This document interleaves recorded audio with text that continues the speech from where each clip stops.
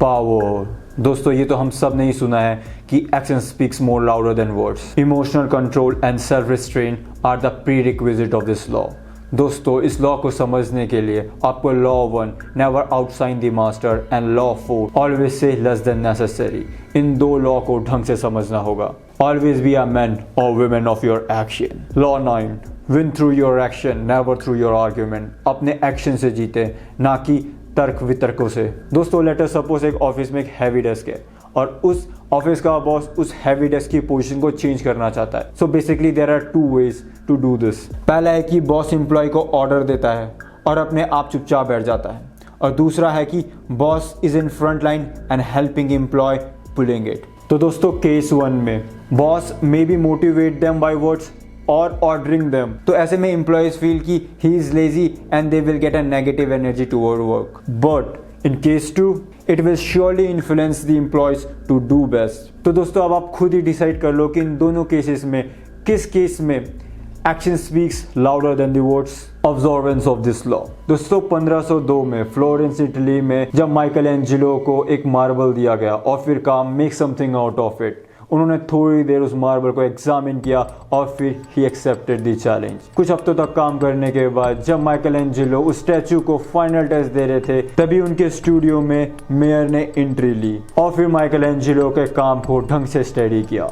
And then he says although it's magnificent but there is an flaw, nose is too big. Michelangelo ने बड़े ही शांति से mayor को देखा और उनकी बात को सुना। As he understand power of winning through action, never through argument. Michael Angelo जानते थे कि ये केवल मेयर का देखने का नजरिया है, तो बिना कुछ कहे माइकल एंजेलो ने अपना औजार उठाया और बड़े ही चालाकी से मार्बल का थोड़ा सा डस्ट अपनी मुट्ठी में भर दिया और बड़े ही हल्के हाथों से मार्बल को हिट करने लगे और फिर अपनी मुट्ठी से धीरे धीरे करके डस्ट को छोड़ने लगे। लेकिन वो एक्चुअल में कुछ नहीं कर रहे थे, क्योंकि उन्हें पता था कि अगर वो नोज को छोटा करेंगे तो स्टैचू बहुत ही ज्यादा बेकार लगेगा। वो बस ऐसा दिखा रहे थे कि वो मेयर की बात को मान रहे हैं। और जब थोड़ी देर बाद मेयर ने फिर से उस स्टैचू को देखा और फिर कहा I like it better now, you make it come alive guys, this is how it's done. तो दोस्तों देखा आपने, how to win through your action never through your words. Michelangelo जानते थे कि अगर वो मेयर की बात नहीं मानेंगे या फिर अपनी नॉलेज से ये प्रूव करेंगे कि वो सही, उन्होंने सही स्टैचू बनाया है, तो ऐसे में माइकल एंजेलो की लाइफ या फिर उनकी जॉब डेंजर में पड़ सकती थी। माइकल एंजेलो ने बिना कुछ कहे औजार को उठाया और ये दिखाया कि वो मेयर की बात को मान रहे हैं। दोस्तों यहाँ पे माइकल एंजेलो ने दो लोगों का बड़े ही ढंग से, बड़े ही चालाकी से इस्तेमाल किया। पहला है law 1 never outshine the master. दोस्तों अगर वो अपना नॉलेज दिखा के मेयर को ये प्रूव करते कि वो सही कर रहे हैं, वो पूरे फैक्ट्स दिखाते कि उन्होंने सही डिज़ाइन किया है, तो फिर ऐसे में क्या होता है, ऐसे में मे बी और मे बी नॉट वो मेयर के ईगो को हर्ट होता और वो अनकॉन्शियसली उनको ईगो को अगर हर्ट होता तो ऐसे में उनकी जॉब और मे बी उनकी लाइफ भी डेंजर में पड़ सकती थी। दूसरा लॉ जो उन्होंने यूज़ किया वो है ऑलवेज से लेस देन नेसेसरी, जरूरत से ज़्यादा मत बोलो। So let us understand what are the takeaway we can learn from this story. तो दोस्तों ये है वो पहला टेक अवे जो मुझे इससे समझ आया है, arguing will always offend your superior. दोस्तों जैसे कि इस कहानी में बताया गया है कि अगर माइकल एंजेलो अपने सुपीरियर से आर्ग्यू करते तो डेफिनेटली वो इन फ्यूचर में माइकल एंजेलो के डेंजर हो सकता था, वो उनके जॉब के लिए और उनकी लाइफ के लिए डेंजर हो सकता था इन फ्यूचर। अक्सर हम में से काफ़ी लोग अपने सुपीरियर, अपने टीचर, अपने स्कूल में अपने टीचर या फिर कॉलेज में अपने टीचर से आर्ग्यू करते हैं कि ये हमने सही किया है। माइट भी वो लोग पढ़ के आते हैं समटाइम्स कि जो बच्चे होते हैं पहले से पढ़ के आते हैं, देन ये सुपीरियरिटी दिखाते हैं कि than they know more than their teacher. So ऐसा कभी भी नहीं करना है, ठीक है। So this is the first takeaway that arguing may be offend your superior.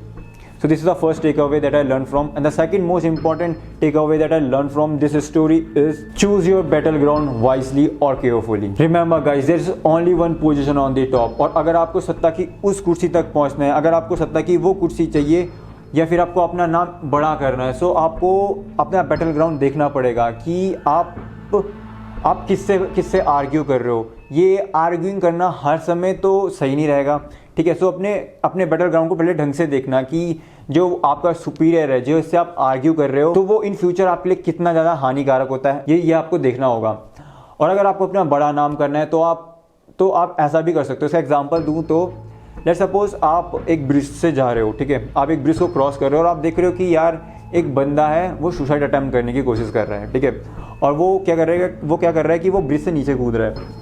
सो आपको पहले क्या करना है, तो उससे पहले कूदने देना है एंड देन उसे बचाने जाना है। ऐसे में क्या होगा कि लोग आपको जानेंगे कि हाँ इस बंदे ने बचाया इस बंदे की जान, ठीक है, जो सुसाइड कर रहा था उसकी जान। तो that's what this law says. अब जो तीसरा और इम्पॉर्टेंट लेसन जो मैं इससे सीखा हूँ वो है learn to demonstrate your idea indirectly. दोस्तों इस पॉइंट को समझाने के लिए अगर मैं आपको एक एग्जांपल लूँ तो अक्सर आपने बच्चों को देखा होगा कि वो अपने आइडियाज़ के साथ, अपने थॉट्स के साथ कितने ज़्यादा स्टबर्न होते हैं। यानी कि अगर उन्हें कुछ चाहिए तो चाहिए, अगर उन्हें कुछ करना है तो करना है, तब आप चाहे उन्हें लाख मना कर दो तो भी वो काम करते हैं। तो ऐसे में आप ऐसा कर सकते हो कि let them do what they want to do, ठीक है, बस उन्हें एक बार वार्न कर देना कि भाई मत करो, ये तुम्हारे लिए गलत है, इसका अंजाम जो होगा बहुत गलत होगा, ठीक है, मतलब ये तुम्हारे लिए सही नहीं है, ठीक है। तो लेट देम डू, और अगर वो तुम्हारी बात मानते तो ठीक है, नहीं मानते तो लेट देम डू, ठीक है। और फिर जब वो काम, अब आपको पता है उसका आउटकम क्या आने वाला है, ठीक है, बस उनको नहीं पता, तो लेट देम डू कि जो उन्हें करना उन्हें करने दो। और जब वो काम गलत हो जाए देन टेल देम मैंने कहा था ना कि तू ये गलत कर रहा है, ठीक है। यही टेक्निक आप स्कूल में या फिर कहीं भी किसी भी इंडस्ट्री में, किसी भी फॉर्म में यूज़ कर सकते हो। क्या है ना, लोगों को ऑर्डर्स पसंद नहीं होते हैं, ठीक है, ऑर्डर लेना पसंद नहीं होता। और अगर आप किसी पे फोर्सफुली बोलोगे कि नहीं भाई तू ये गलत कर रहा है, तो वो जानबूझ वो काम वो और ज़्यादा करेगा, ठीक है। ये ह्यूमन नेचर है बाय द वे।